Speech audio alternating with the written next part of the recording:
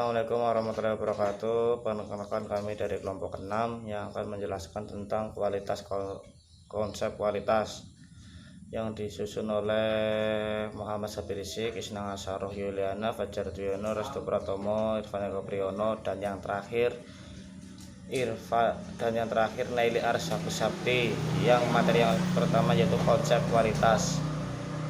Kualitas merupakan prinsip sebab akibat yang ilmunya dan pengetahuan yang secara otomatis bisa diketahui tanpa membutuhkan pengetahuan dan perantaraan ilmu yang lain, bahwa setiap kejadian memperoleh kepastian dan keharusan serta kekhususan eksistensinya akibat suatu atau berbagai hal lain yang mendahulunya, merupakan hal-hal yang diterima tanpa ragu dan tidak memerlukan sanggahan.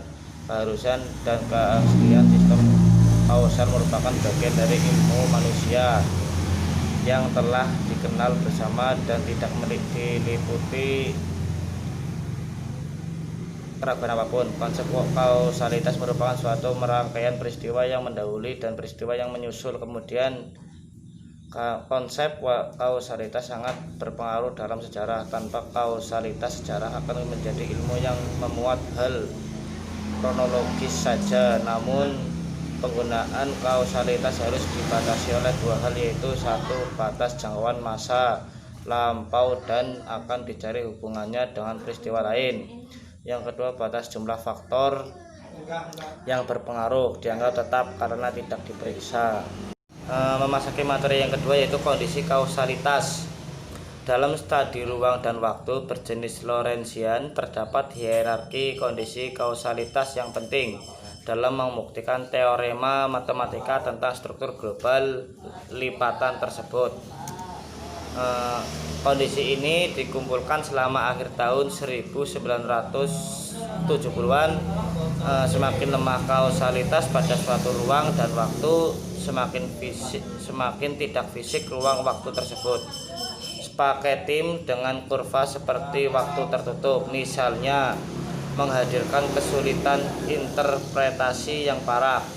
Masuk akal untuk percaya bahwa ruang waktu fisik manapun akan memenuhi kondisi kausalitas terkuat di perbolikitas global.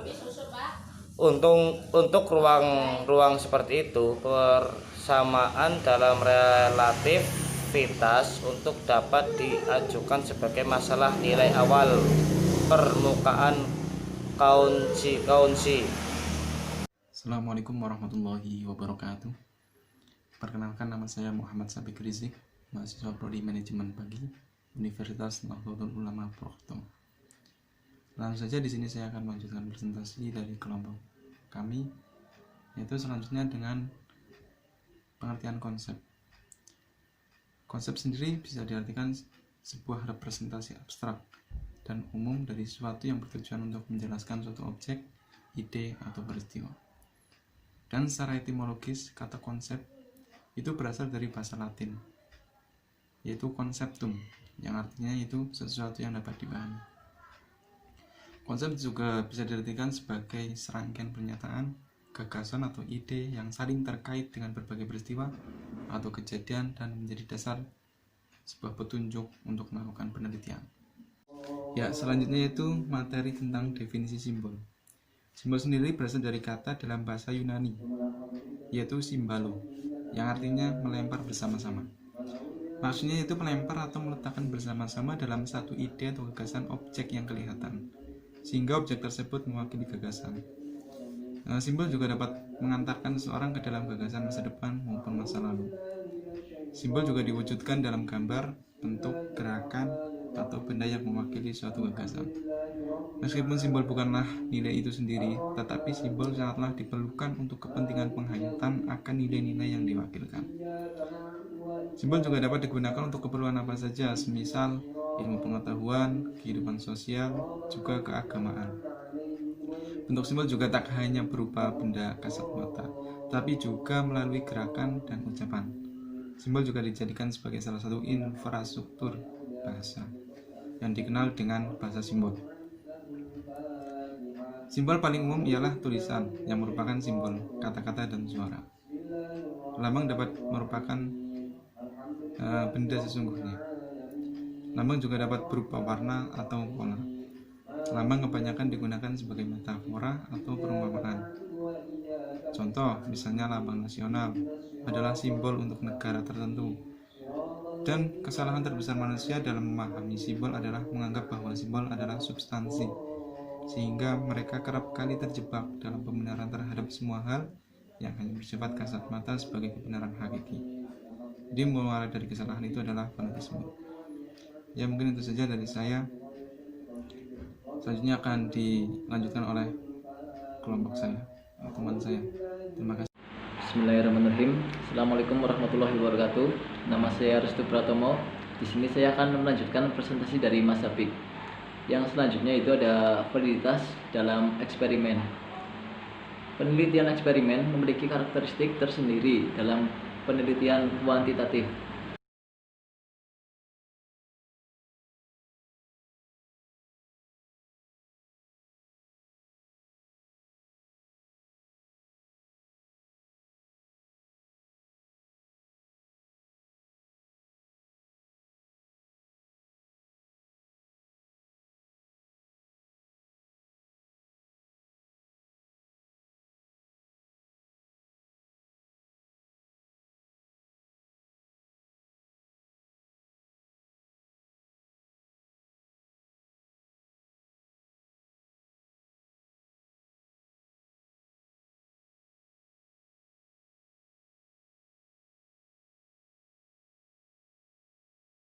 Yang selanjutnya itu ada validitas internal, yaitu mengacu pada hasil yang benar-benar berasal dari variabel bebas atau perlakuan, bukan dari variabel lain. Pada variabel internal ini terdapat hal-hal yang perlu diperhatikan dan dikendalikan oleh peneliti, seperti histori, maturasi, testing, instrumentasi, regresi statistik, seleksi subjek yang berbeda. Sedangkan untuk variabel eksternalnya berkaitan dengan kemampuan generalisasi dari hasil penelitian terhadap populasi lain yang representatif. Hal-hal yang perlu diperhatikan diantaranya yaitu interaksi pretest perlakuan, kemudian ada interaksi seleksi perlakuan, spesifitas variabel, pengaruh reaktif, interferensi perlakuan jamak, dan yang terakhir kontaminasi dan bias pelaku eksperimen. Yang selanjutnya itu ada variabel asing. Variabel ini merupakan aspek pada penelitian yang memungkinkan mempunyai pengaruh pada variabel terikat, namun keberadaannya tidak diketahui. Variabel ini cukup rawan dan riskan. Ini disebabkan validitasnya bisa merusak penelitian. Bila tidak bisa dikontrol, variabel ini harus dipikirkan terlebih dahulu bila mana akan menginterpretasi sebuah hasil. Ya, mungkin itu yang dapat saya sampaikan. Yang selanjutnya itu akan dipresentasikan oleh Mas Irfan. Kurang lebihnya mohon maaf.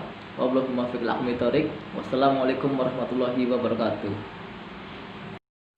Ya, selanjutnya saya akan melanjutkan presentasi mengenai mengontrol variabel asing atau luar dan klasifikasi desain eksperimental.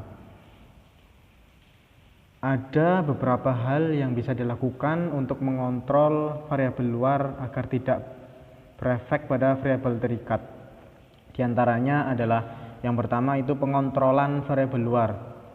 Randomisasi merupakan cara tunggal upaya mengontrol banyak variabel luar pada waktu yang sama. Randomisasi efektif dalam menciptakan kesamaan kelompok representatif yang secara esensial sama pada semua variabel yang relevan. Yang kedua, pemadanan.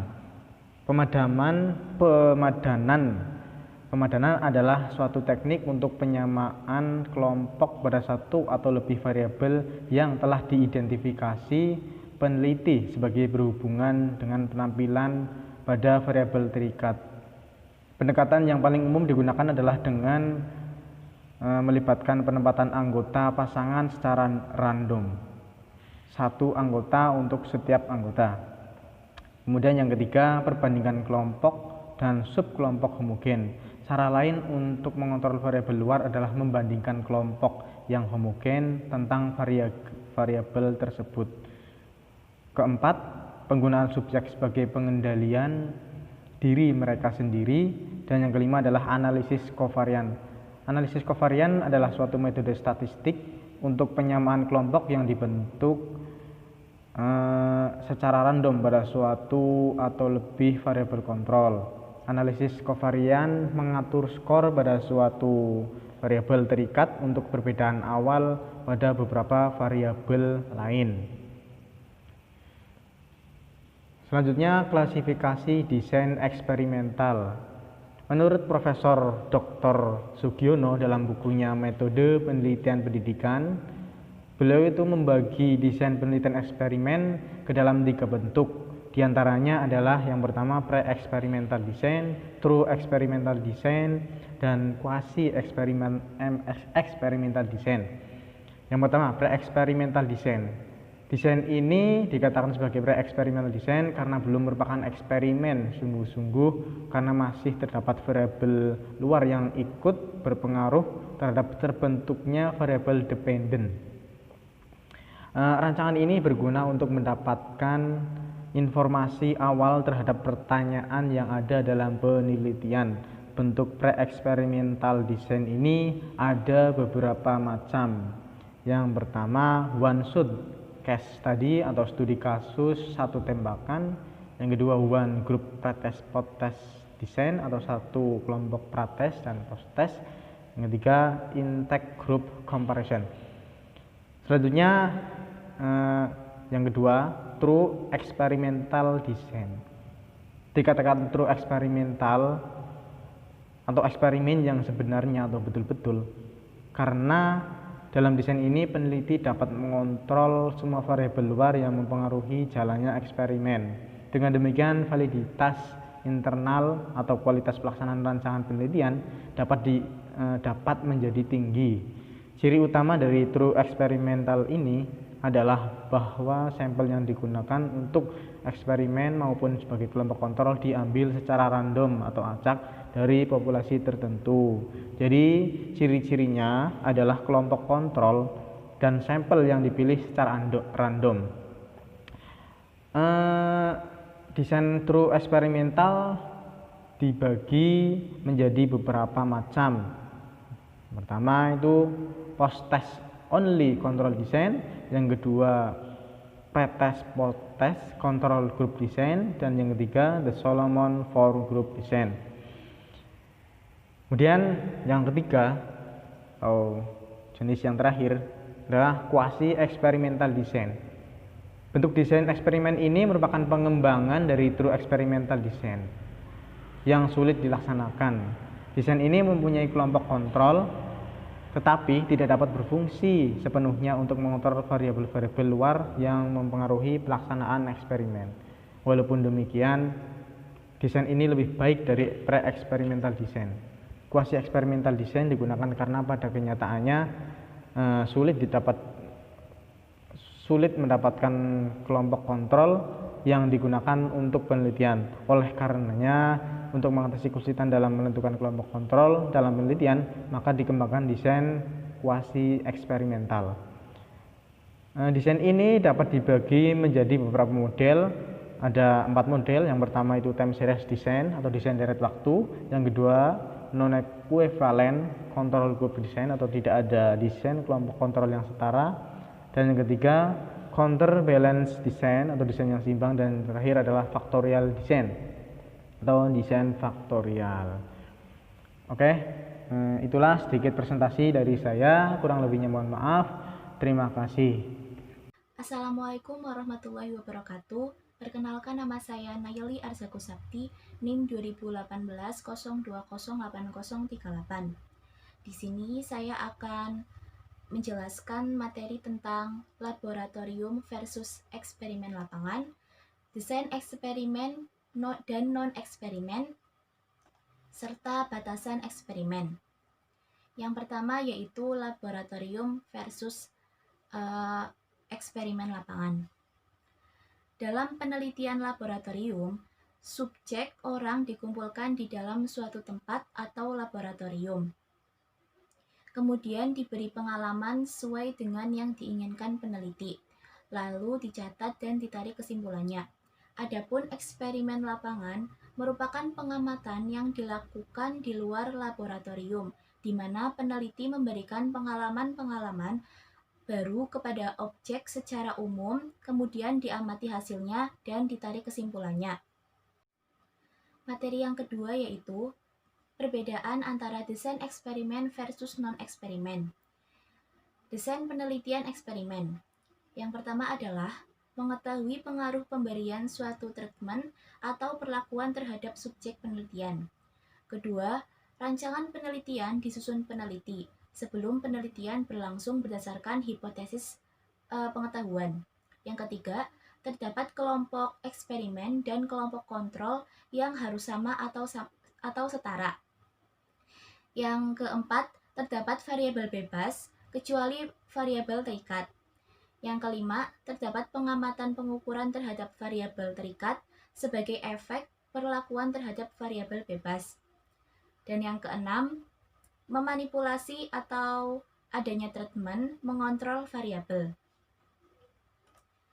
Yang kedua yaitu penelitian desain non-eksperimen. Mengetahui dampak tingkatan hubungan sebab akibat antara variabel bebas dan variabel terikat, di mana data variabel bebas dan terikat sudah tersedia. Kedua, rancangan penelitian disusun peneliti sebelum penelitian berlangsung berdasarkan hipotesis pengetahuan. Ketiga, tidak terdapat kelompok eksperimen dan kelompok kontrol. Keempat, tidak ada perlakuan pada variabel bebas. Variabel bebas sudah terjadi sebelum adanya penelitian. Variabel diukur secara intensif dalam setting atau lingkungan nyata. Kelima, tidak dapat mengontrol variabel. Keenam, terdapat pengamatan atau pengukuran dampak, tingkatan hubungan atau hubungan sebab akibat antar variabel bebas terhadap variabel terikat. Ketujuh, apa adanya, tidak ada kontrol variabel. Materi yang ketiga yaitu batasan eksperimen. Hingga saat ini, penelitian eksperimen masih banyak digunakan, baik yang dilakukan di dalam ruangan atau laboratorium maupun di luar ruangan. Meski demikian, perkembangan penelitian eksperimen ini tetap tidak sebesar penelitian korelasional karena adanya keterbatasan-keterbatasan tertentu, yaitu hasil penelitian eksperimen dipandang tidak selalu sejalan dengan keadaan di lapangan karena terdapat variabel yang dikendalikan. Kedua, beberapa variabel secara moral tidak dapat dijadikan kontrol. Dan yang ketiga, beberapa pertimbangan dari aspek waktu, tenaga, dan biaya penelitian. Bismillahirrahmanirrahim. Assalamualaikum warahmatullahi wabarakatuh. Di sini saya Isna Lasaroh Juliana dengan NIM 2018-02080009 akan melanjutkan pemaparan materi yang sebelumnya telah dijelaskan oleh teman saya. Untuk materi yang selanjutnya yaitu aplikasi uji pemasaran. Market test atau uji pasar adalah sebuah pengujian suatu produk atau layanan di beberapa wilayah untuk melihat apakah pelanggan akan menyukainya dan ingin membelinya. Tujuan uji ini adalah untuk memprediksi penjualan atau potensi keuntungan dari satu atau lebih taktik pemasaran yang dikembangkan. Kemudian pemasaran uji disebut juga pengujian pasar adalah aplikasi percobaan terkendali yang dilakukan pada bagian pasar yang disebut pasar uji yang terbatas, namun dipilih secara hati-hati. Pemasaran uji terdiri dari replikasi program pemasaran nasional terencana untuk sebuah produk ke dalam pasar uji. Untuk macam-macamnya, yang pertama ada uji baku pasar atau standar test market. Dalam uji baku pasar uji dipilih dan produk dijual melalui saluran distribusi biasa. Biasanya, tenaga penjual yang dimiliki sendiri oleh perusahaan bertanggung jawab mendistribusikan produk. Satu atau lebih kombinasi variabel bauran pemasaran. Bauran pemasaran di dalamnya ada produk, harga, distribusi, dan tingkat promosi yang diberlakukan. Kemudian yang kedua, uji pasar terkendali atau controlled test market. Dalam uji pasar terkendali, Program pemasaran uji diberlakukan oleh perusahaan riset dari luar. Perusahaan riset tersebut menjamin distribusi produk di gerai eceran yang mewakili persentase pasar yang telah ditentukan sebelumnya. Kemudian yang ketiga, uji pasar simulasi atau simulated test market. Uji simulasi pasar itu menghasilkan estimasi matematis pangsa pasar yang berdasarkan reaksi awal konsumen terhadap suatu produk. Uji pasar simulasi dapat dilakukan dalam 16 minggu atau kurang. Kemudian materi yang selanjutnya menentukan tes marketing strategi. Di sini yang pertama ada melakukan segmentasi pasar.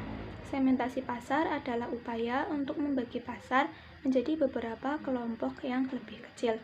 Segmentasi pasar berdasarkan geografi paling mudah dilakukan, yaitu dengan menentukan pembagian pasar berdasarkan kota dan desa, provinsi, atau pulau. Bahkan untuk produk internasional bisa membagi dalam beberapa benua atau negara.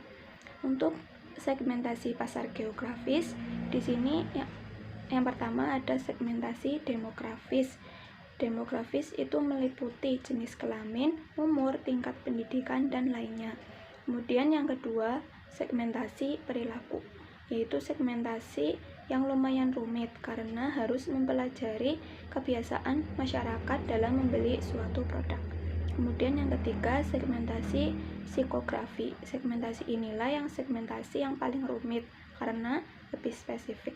Segmentasi ini juga merupakan pengembangan dari segmentasi demografi dan segmentasi perilaku. Kemudian yang kedua, menentukan target pasar. Target pasar adalah segmen tertentu yang dituju untuk melakukan penjualan suatu produk. Dengan memahami target pasar, akan lebih mudah untuk menentukan produk yang akan dijual dan langkah promosi yang nantinya akan dilakukan. Target pasar yang berbeda membutuhkan konten promosi dan cara komunikasi yang berbeda pula. Kemudian yang ketiga, market positioning. Market positioning merupakan strategi pemasaran untuk menunjukkan bahwa suatu produk itu beda dari yang lain. Salah satu caranya adalah dengan membangun kesadaran merek atau brand awareness. Kesadaran akan merek dapat memberikan beberapa manfaat seperti kemudahan dalam mendapatkan konsumen baru hingga menciptakan kelompok pelanggan yang loyal. Kemudian materi yang selanjutnya yaitu International Marketing Research. Istilah riset pemasaran atau marketing research mengacu pada pengumpulan, analisis, dan penyajian informasi yang berkaitan dengan masalah yang dirumuskan dengan baik. Fokus dari riset pemasaran adalah masalah atau proyek khusus dengan suatu awal dan akhir. Yang pertama ada data sekunder, adalah data yang dikumpulkan oleh pihak lain. Contohnya seperti BPJS, Departemen Perindustrian, dan IMF. Data ini terrelatif lebih murah dan mudah untuk mendapatkannya. Kemudian yang kedua, data primer. Data primer adalah data yang dikumpulkan sendiri oleh peneliti. Karenanya, cara mendapatkan data tersebut membutuhkan biaya yang mahal, memakai waktu yang cukup lama, dan juga kadang hasilnya sulit untuk dikomparasi. Data ini biasanya digunakan sebagai dasar pembuatan keputusan yang bersifat taktis dan spesifik. Kemudian yang selanjutnya, macam-macam informasi yang dibutuhkan dalam pemasaran internasional. Di antaranya adalah yang pertama, macro life information, contohnya lingkungan fisik, politik, dan ekonomi. Yang kedua, market information, contohnya kemungkinan masuk, karakteristik pasar. Yang ketiga, macro level information, contohnya sales forecasting, informasi biaya, dan manajemen. Kemudian, manfaat sistem informasi. Manajemen dapat memonitor perubahan yang terjadi pada pasar yang berbeda. Kemudian yang kedua, manajemen dapat memonitor perusahaan itu sendiri dalam pasar internasional. Kemudian analisis kekuatan kompetitif. Di sini analisis kekuatan kompetitif itu ada 5. Yang pertama, dari dalam perusahaan. Yang kedua, bahan-bahan publikasi. Yang ketiga, ketiga, para pemasok atau pelanggan. Yang keempat, karyawan para pesaing. Dan yang kelima atau yang terakhir, observasi langsung. Kemudian, kerangka kerja riset pemasaran internasional adalah yang pertama, mendefinisikan masalah dan informasi yang dibutuhkan untuk mendukung proses pengambilan keputusan manajemen. Yang kedua, mengidentifikasikan sumber informasi alternatif. Yang ketiga, merencanakan dan melaksanakan pengumpulan data. Yang keempat atau yang terakhir, menganalisis data dan menyiapkan laporan. Demikian presentasi dari kelompok kami. Apabila banyak kesalahan, kami mohon maaf. Akhir kata, terima kasih. Wassalamualaikum warahmatullahi wabarakatuh.